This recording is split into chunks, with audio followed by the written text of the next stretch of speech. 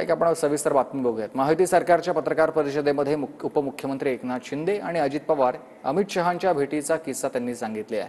तर मुख्यमंत्री फडणवीसांनी महाविकास आघाडीच्या नेत्यांवर टीका केलेली आहे। पाहूया। अमित शाह साहेबांना मी भेटलो पहाटे। आता अमित भाई आमचे एनडीएचे नेते, महायुतीचे नेते आहेत, ते लपून छपून भेटायचं कारण काय? त्यांच्यासारखं आम्ही लपून छपून काम करत नाही। आम्ही दिवसा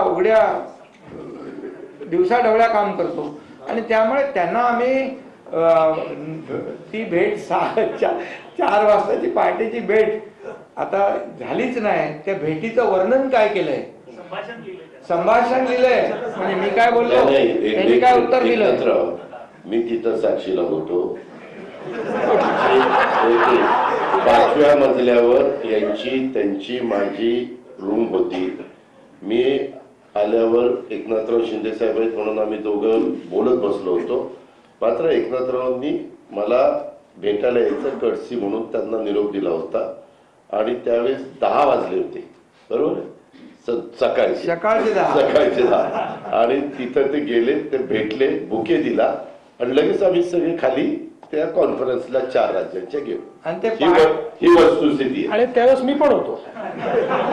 नाही, आता काही लोकांना दिव्य दृष्टी झालेली आहे। महाभारताचं संभाषण दिव्य दृष्टी, तिकडे संजय आणि धृतराष्ट्र होते।